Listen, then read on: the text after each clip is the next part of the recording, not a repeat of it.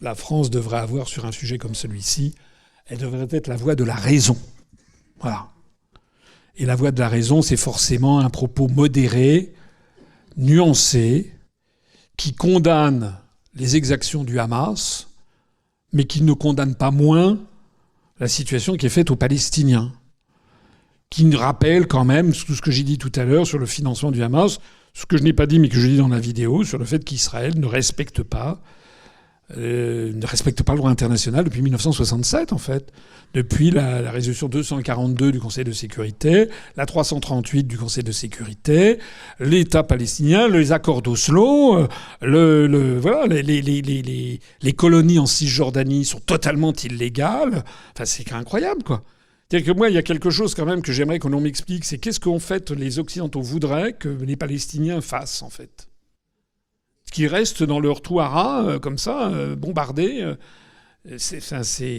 Encore une fois, ce n'est pas je n'excuse pas et les exactions commises par le Hamas, qui est un mouvement par ailleurs ultra islamiste et compagnie, doivent être condamnées. C'est d'ailleurs contraire à ce qu'étaient les Palestiniens jadis. C'était un peuple très éduqué et d'ailleurs assez volontiers à gauche et plutôt laïcisant.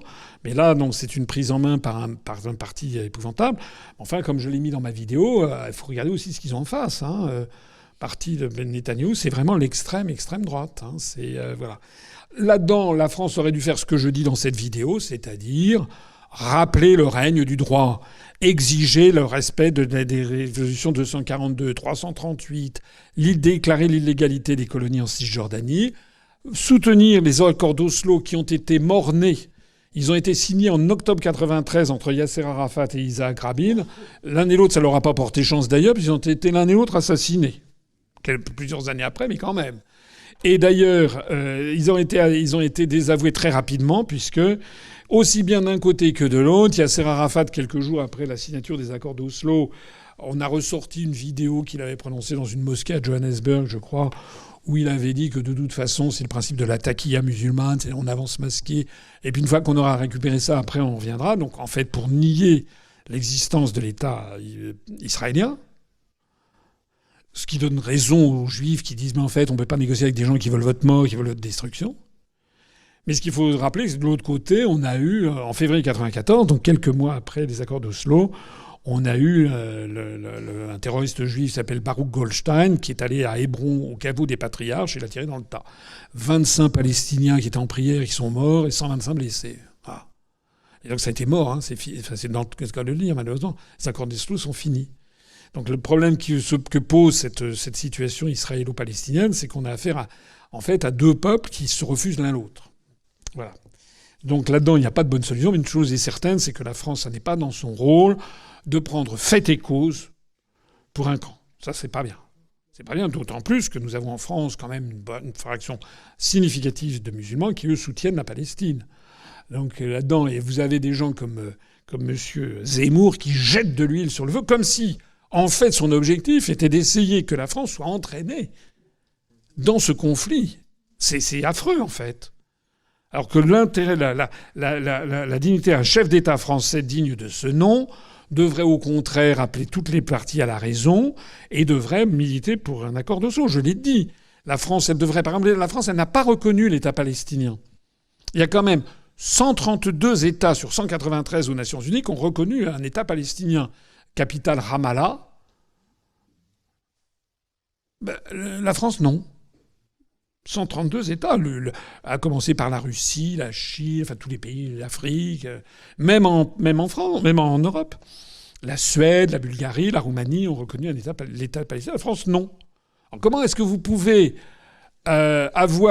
prétendre à jouer un rôle d'intermédiaire si en plus de ça vous n'avez pas, si vous n'avez pas une balance égale, quoi, si vous devenez un deux poids deux mesures? Moi, je pense que la France s'honorerait à dire qu'elle reconnaît un État palestinien, que l'État palestinien doit avoir comme capitale Jérusalem-Est et non pas Ramallah, et que Israël doit avoir comme capitale Jérusalem-Ouest et non pas Tel Aviv. Bon, parce que c'est vrai que les pays occidentaux qui s'accrochent comme ça sur l'idée que Jérusalem n'est pas la capitale d'Israël. Bon, faut arrêter aussi un peu le truc. Hein. Donc, de ce point de vue-là, Trump, je trouve, a eu raison. Sauf que lui, il est ouvertement pro-israélien et qu'il faudrait avoir la balance juste. Bon, ça, ce sont des points d'actualité.